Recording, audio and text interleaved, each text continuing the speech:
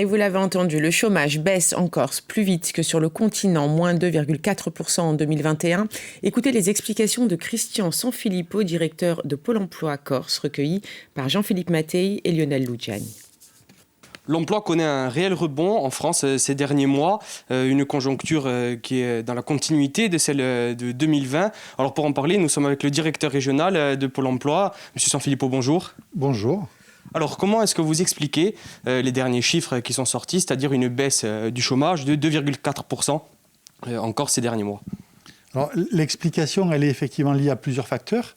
D'une part, une très forte activité saisonnière qui a eu lieu cet été, bien évidemment, soutenue par un tourisme élevé, notamment lié plutôt à un tourisme, je dirais, français aussi du continent qui est venu sur la Corse plutôt que d'aller à l'étranger. C'est le premier point.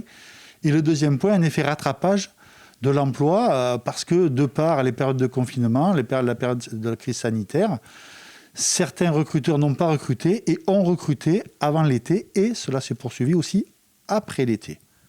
C'est-à-dire que beaucoup d'entreprises ont dû licencier. Comment ça se traduit? Elles réemploient, ça y est, là? Alors, en fait, il n'y a pas eu de licenciement lié à la crise sanitaire, ou très très peu, en fait. Mais par contre, elles avaient gelé les emplois par manque de perspective. C'est en tout cas, on l'analyse comme ça, nous, de notre côté. Et du coup, quand elles ont débloqué ces emplois-là, ces recrutements, ils ont lieu effectivement de manière plus nombreuse, je dirais en masse même, par rapport au contexte de l'île, ce qui a favorisé l'emploi sur la région Corse. Alors le rebond, il se situe essentiellement après la saison touristique, c'est-à-dire en septembre. Comment est-ce que vous l'expliquez? C'est aussi une après-saison qui a très bien marché? Alors, la saison a été beaucoup plus longue qu'à l'accoutumée, effectivement, avec une intensité toujours un peu soutenue. Et puis, l'emploi a été aussi soutenu, l'emploi au sens recrutement d'entreprises hors activité saisonnière, à la fois en amont de la saison, mais aussi bien après, notamment en octobre, où on n'avait jamais eu autant de dépôts d'offres. Et ça se poursuit d'ailleurs sur octobre et novembre. Voilà, en novembre, les derniers chiffres que l'on a, c'est des mois d'entrée d'offres avec des chiffres autour de 1500 offres d'emploi qui sont rentrées, ce qui est quand même assez rare sur l'île. Pourtant, il y a quand même certains domaines qui contrebalancent cette hausse. Par exemple, l'événementiel qui est à l'arrêt complet en ce moment, mais finalement, l'impact est assez marginal. Alors, il y a un impact effectivement sur certains secteurs, notamment liés à la crise sanitaire et ce que l'on connaît aujourd'hui encore. Mais effectivement, c'est surtout l'événementiel, la partie artistique, spectacle, là, qui souffre beaucoup, oui. Pour le reste, aujourd'hui, c'est encore, je dirais que le marché du travail est quand même encore toujours très soutenu.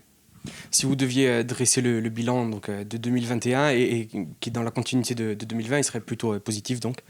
Le bilan pour l'année 2021 est effectivement très positif, puisqu'on attend les chiffres consolidés de fin d'année.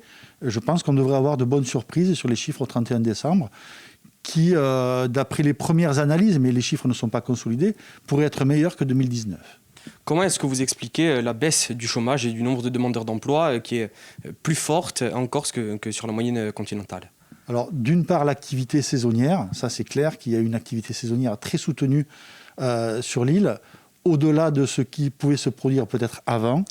Et aussi, je dirais que la région a attiré beaucoup plus de monde. Voilà, c'est d'une part ça. Et cette activité saisonnière draine aussi des emplois plus pérennes dans d'autres secteurs. Et de fait, ça a un effet boule de neige et effet d'entraînement, je dirais, sur l'emploi. Et si vous deviez dresser cette fois peut-être les prévisions de 2022, comment vous le feriez?